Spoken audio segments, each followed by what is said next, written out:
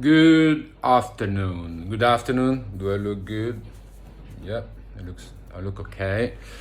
Perfect. I'm suitable for making this video.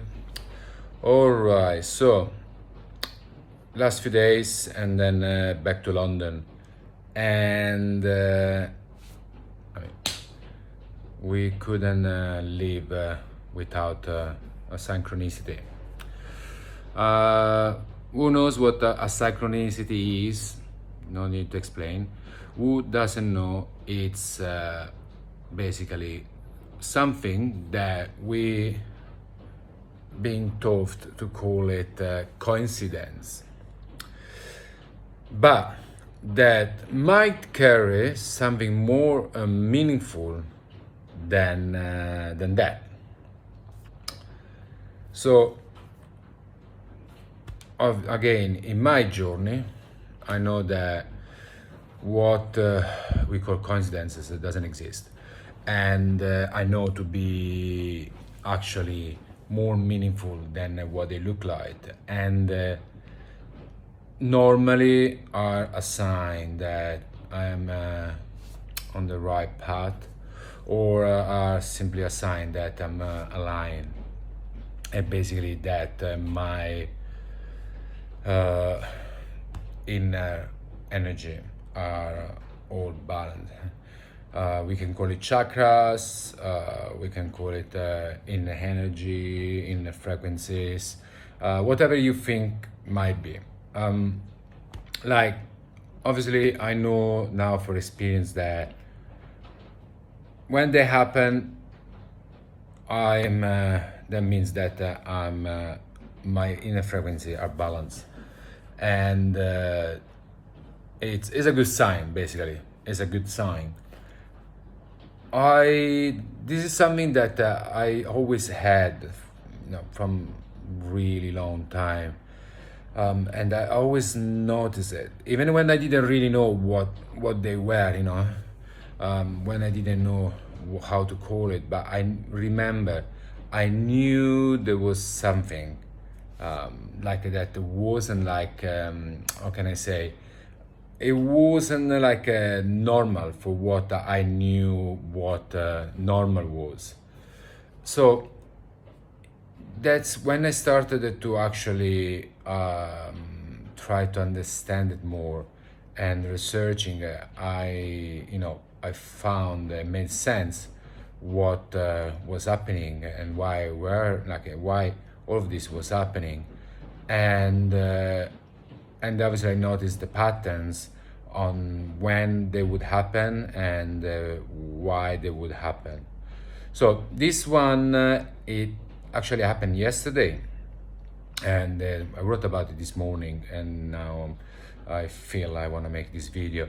And so yeah, literally I was walking. I was going to buy some coffee in a roastery in Tonglo, and decided to walk, and going through like those beautiful alleys, and less beautiful concrete jungle roads and buildings.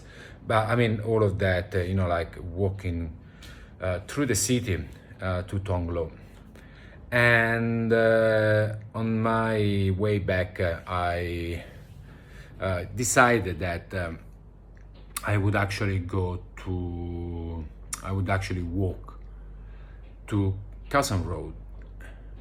So it was, I mean, as I said, this is Bangkok, and you have like a lot of really interesting, surprising, neighborhood or hidden road and streets, and then obviously you have the massive, horrible buildings, skyscrapers, condominiums.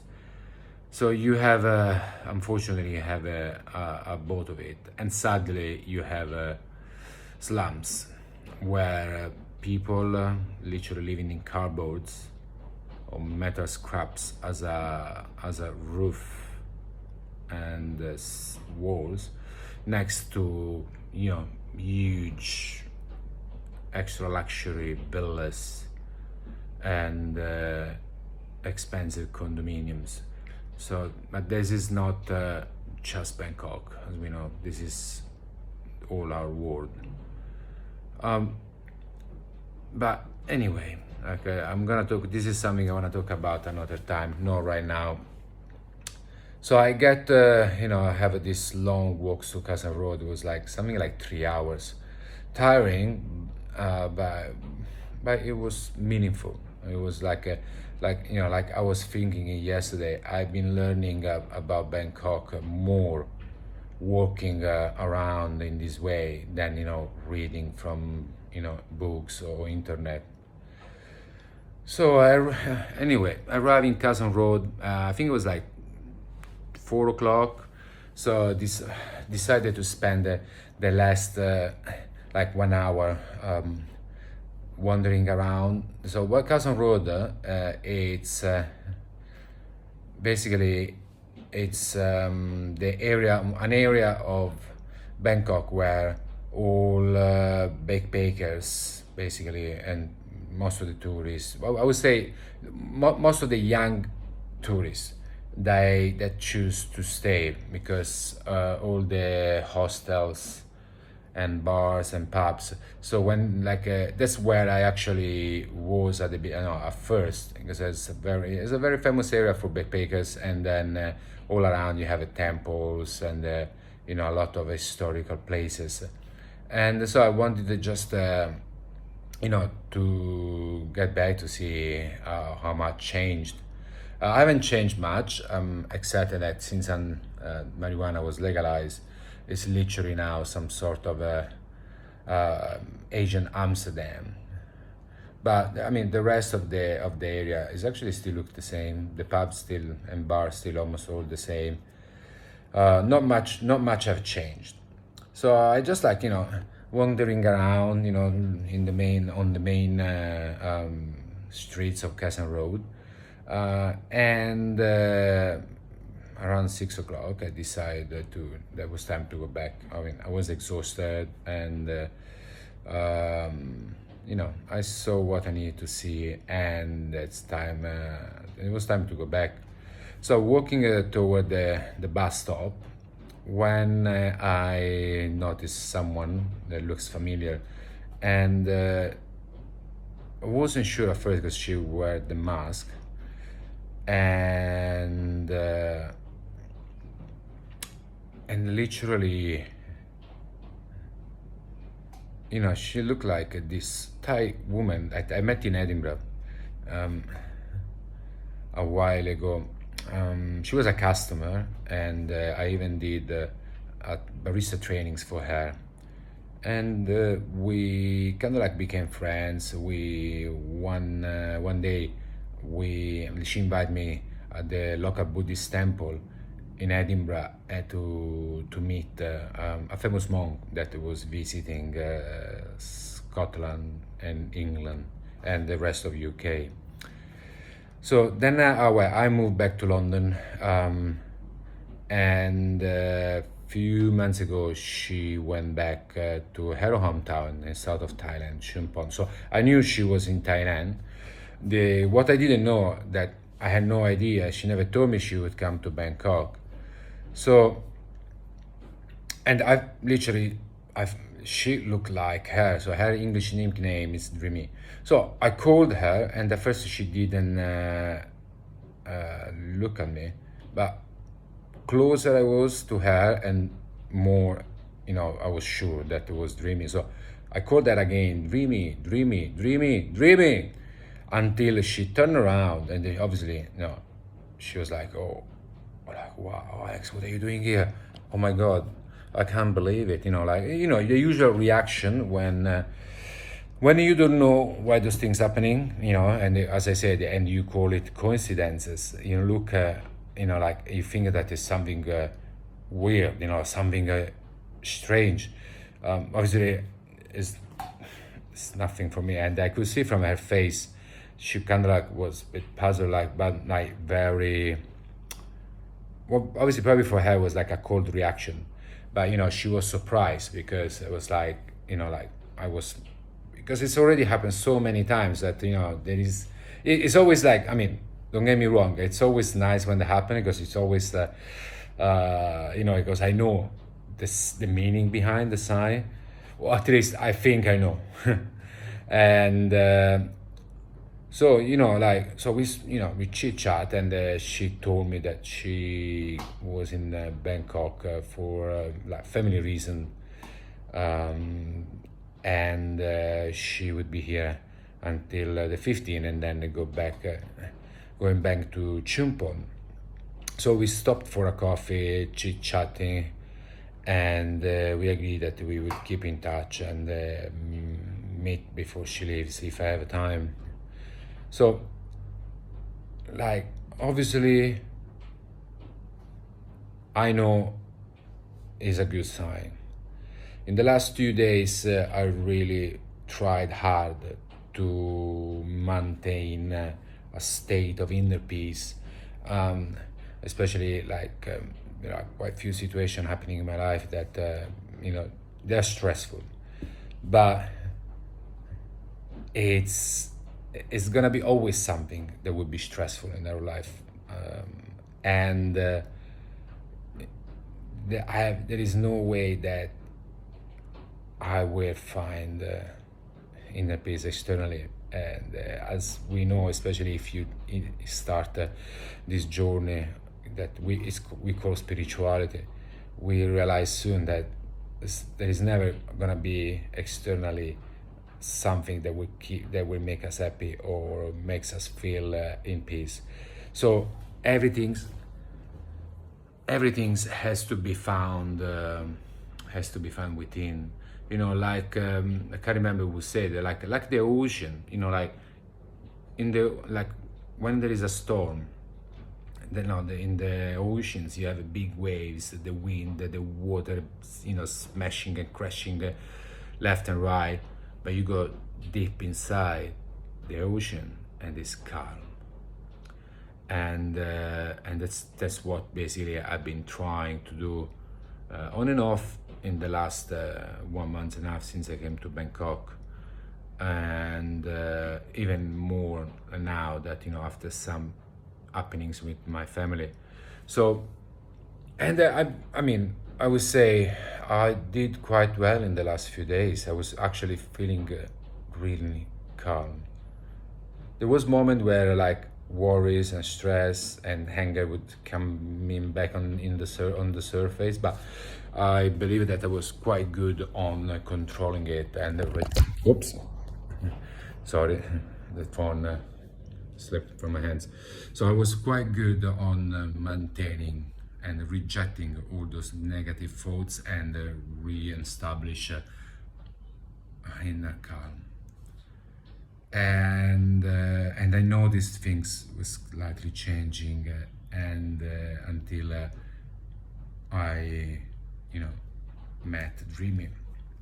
So that I know to be in my journey a sign that I'm doing right. And that's why I was actually, I was happy when that happened, because it's, I would say, it's a sign of confirmation, I believe, to tell me good, keep going. This is the right way. And I feel that for many people, it could be like this. Now, I'm not here, and I don't like the idea to go and tell people do this, do that. Because if you do this, it will happen. If you do that, it will happen. I know to be true in my journey, but to whoever resonates what I'm saying and talking about, the only way to find out is to try. That's it. You don't have to believe what people say, but you need to put into practice and see if it actually works for you.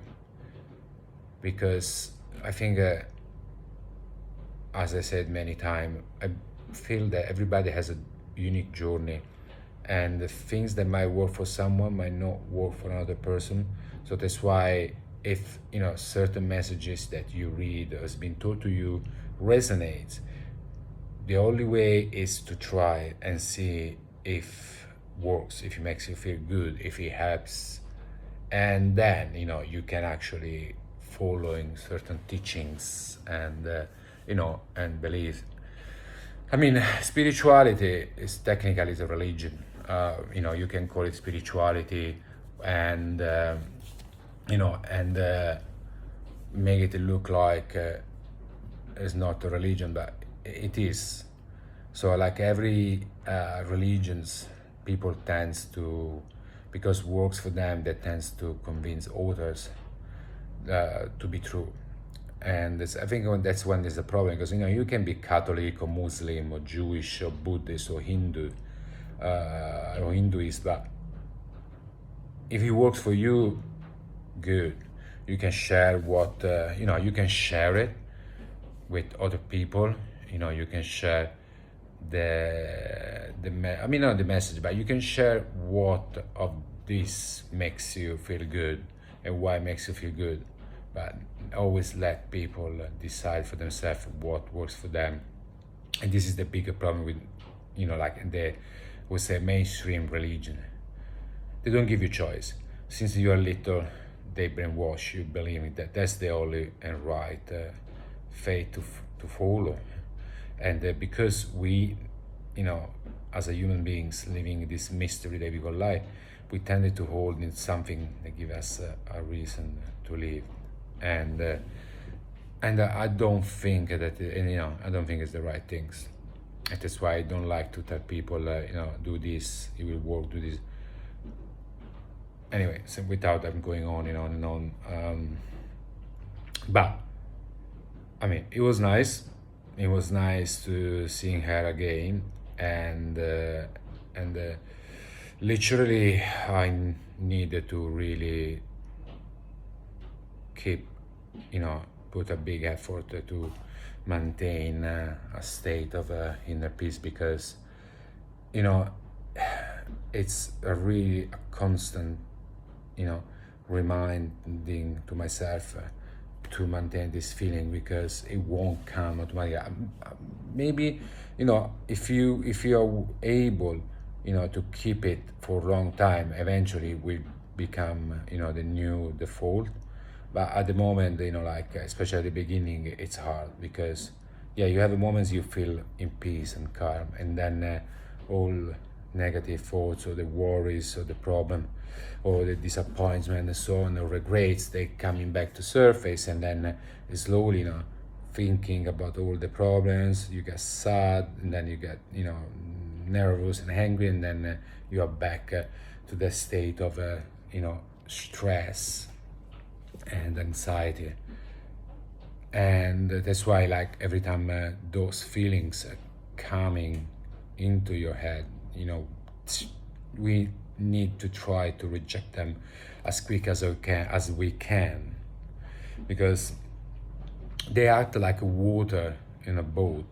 If you block, if you fix the hole and throw away the water, it's easy. But if you let a lot of water coming in and the water starts sinking, it's becoming harder to solve the problem, fixing the hole, getting the water with the boat already like almost under the water.